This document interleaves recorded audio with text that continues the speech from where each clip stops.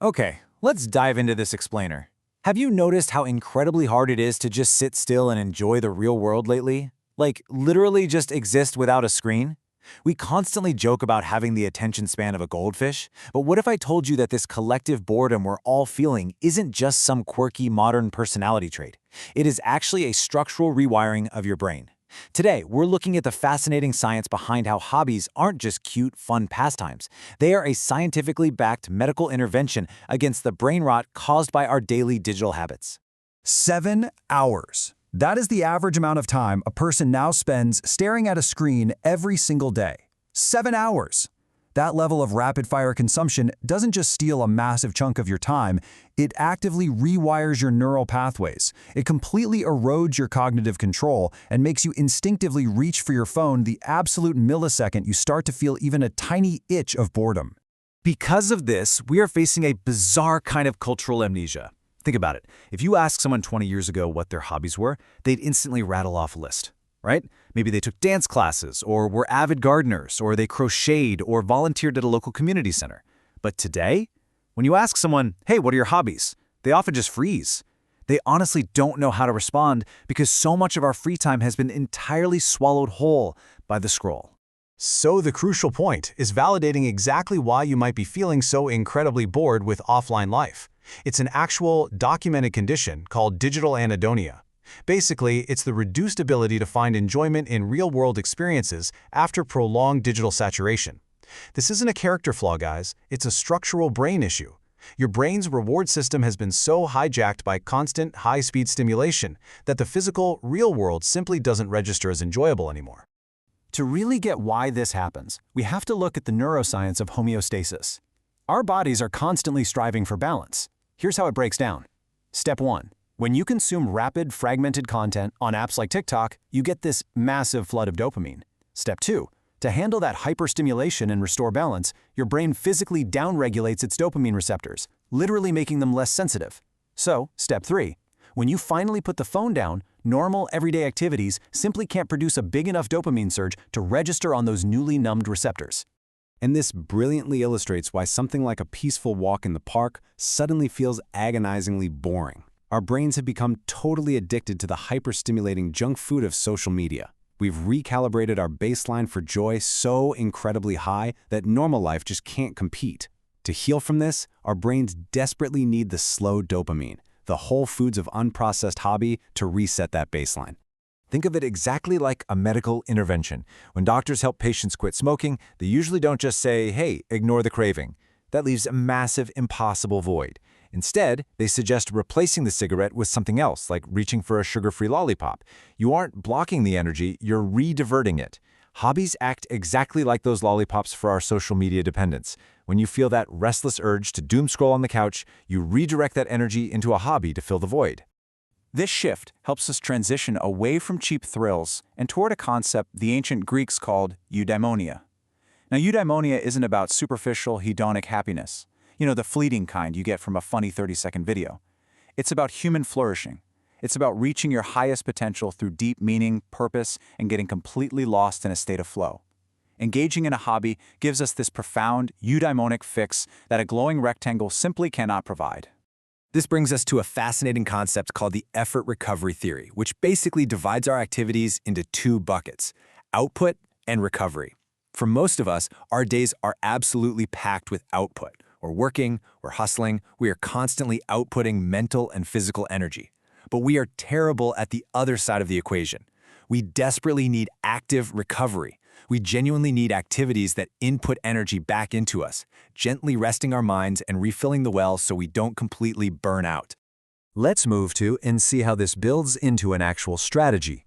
Business psychologist Joe Wynn suggests asking 4 key questions to choose a hobby that truly nourishes your recovery. First, does it provide psychological detachment from your job? Second, does it offer genuine relaxation? Third, does it give you a sense of mastery and progress? And finally, does it offer you a sense of control and agency entirely outside of your professional life? If it hits those marks, you've found a winner. But before we go picking one, we have to address a massive modern trap, which is hobby grindification. We live in a culture that relentlessly pressures us to monetize every single passion. If you like baking, people instantly tell you to start a bakery. If you like painting, they tell you to set up an online shop. Stop! You do not have to turn your hobbies into a productive side hustle, and you definitely don't have to post them online. Please, give yourself absolute permission to enjoy an activity purely for its own sake. So, with that permission granted, how do we actually structure this journey back to enjoying the real world?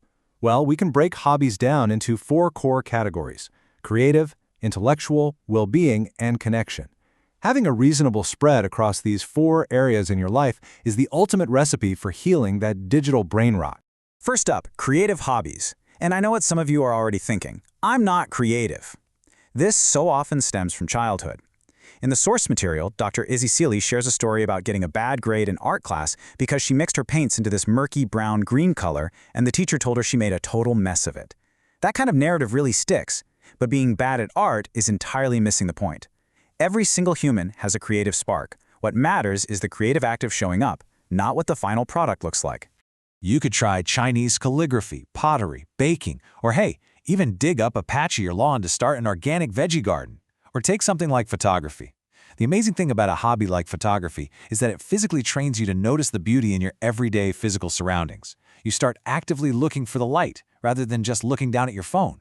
The second category is intellectual input. Formal education might end, but that doesn't mean your brain stops needing engaging input. The key here is to follow your intuitive resonance. Don't just pick a topic because it sounds impressive at dinner parties or because it's useful for your career. Pick something you feel a genuine instinctual pull toward. That genuine interest is exactly what allows you to slip effortlessly into a highly rewarding flow state.